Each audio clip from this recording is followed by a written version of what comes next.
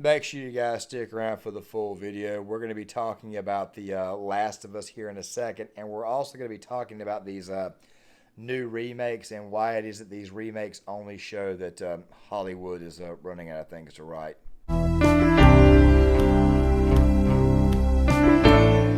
Alright, gang, it is time to have a little bit of a pop culture powwow. What I mean by pop culture powwow is wokeness in television, wokeness in video games, all that stuff there. Now, guys, I'm sure that most of you who saw this thumbnail have an idea of what The Last of Us is. I'm talking about the video game, and I'm also talking about the HBO series because obviously in episode 3, we're now finding out after watching that it was the director's intention to trick us with a story of a gay couple. Now, guys, already the social justice warriors have clicked on this, and then they've already clicked off, and they've already said, oh my God, here comes a homophobic take. No, if you were intending to include that in the story, you know, then maybe you, I don't know, maybe you shouldn't have tricked the audience into thinking that they were going to get an episode in which we were going to get introduced to Bill and we were going to get the very, very fine dialogue of Bill and Ellie. Ow! Stop! Son of a bitch! You done? Am I done? What's she doing here? I am none of your goddamn business, and we're here because you owe Joel some favors. And you can start by taking these off. I owe Joel some favors. Is some kind of joke? Huh? Yeah, sure, Joel. Go ahead. Take my card. Take all my food, too, while you're at it. By the looks of it, you could lose some of that food. You listen to me, you little shit. No, fuck you. You handcuffed me. I need you to shut up. All right?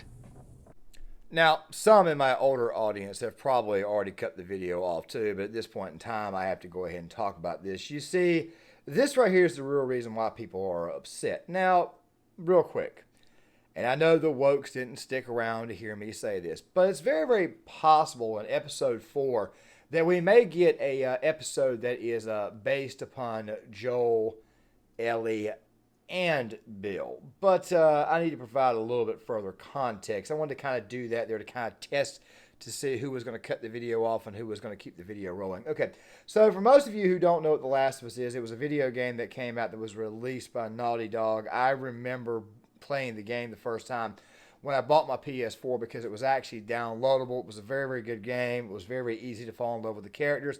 That dialogue there out of Ellie is a big reason why we kind of fell in love with her. And so many people would eventually fall in love with her and side with her over the whole Last of Us 2 debacle, which, by the way, may prompt another video at a later date because I do plan on making a video essay channel where I discuss character analysis as a backup channel to this one here, the same way there's going to be a backup channel to Gear Issue 33.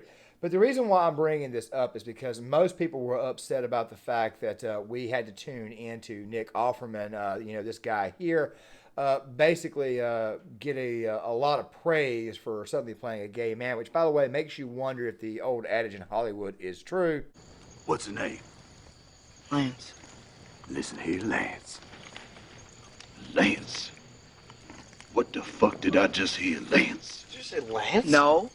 That sounded like Lance. No, I said Nance. That's what I said, Nance. It sounded like Lance. Look, I'm Al Pacino, okay? I love the pussy, all right? Lay your ass back down and look at the stars. When you wrote I love the pussy, was you thinking of dangling your dice on Lance's forehead? No, hell no. What? Come on, look. Man, everyone's gay once in a while. I'm not gay. This Come on, we do Hollywood. it. I guess that Sergeant Lincoln Osiris was 100% correct. But the thing is this right here. This video is also going to serve to prove something else.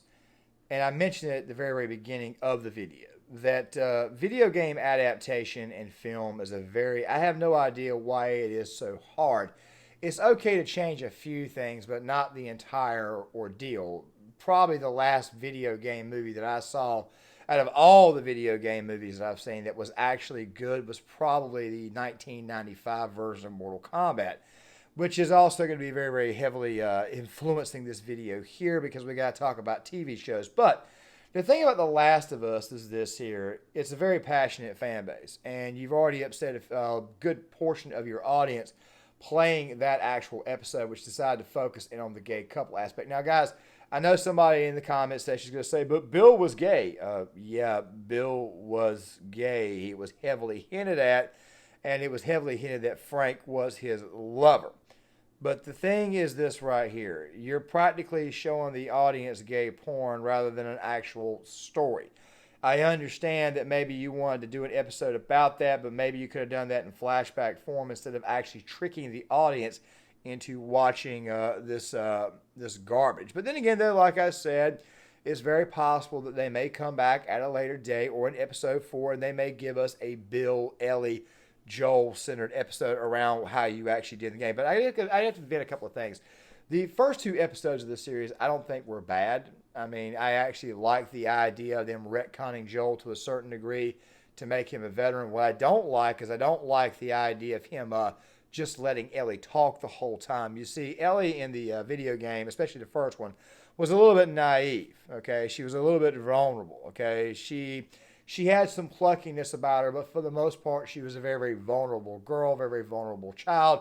If you know the story, then I'm pretty sure you guys know where I'm coming from. As a matter of fact, Joel did not even allow her to even start fighting back or defending herself until the Pittsburgh chapter of the game, which I would say is probably chapter 3 of all the series, because you got Boston, then you got the escape, and then you got not Pittsburgh, but you got Bill. Then you've got Pittsburgh coming after that. I apologize for slipping up on that. But the fact of the matter is that people tuned in to see something like this. By the way, the girl who plays Ellie, not a very good Ellie. I just figured I would throw that out there. And with that right there being said, let's go ahead and talk about the rest of this video, which, by the way, is why it is that Hollywood just suddenly runs out of crap to write. Well, the reason why they're doing it is because they're mostly just a bunch of woke children, but we'll discuss that further. Hulu, at this moment in time, is about to release a King of the Hill reboot. I hope and pray, for the sake of all of us millennials, all of us late-stage Gen Xers, which that is what I think you are if you were born in 1980, I'd say 1983 to about 1987. I don't think millennial is a good term. I would call you late-stage Gen X. As a matter of fact, if you were born in 1980 to 1987, you would be what we call a Reagan baby. It's a very special section in between Gen X and millennials. But the thing is this right here. I would hope to all those people who grew up in the 90s, who grew up watching the show King of the Hill, that number one, it's not woke, which I don't think it will be, because Mike Judge, from what I understand, is still heavily involved because it was originally his property. He has not made Beavis and Butthead woke. As a matter of fact, I think the updated version of Beavis and Butthead on Paramount Plus is actually better than the original because it serves to make fun of the wokes.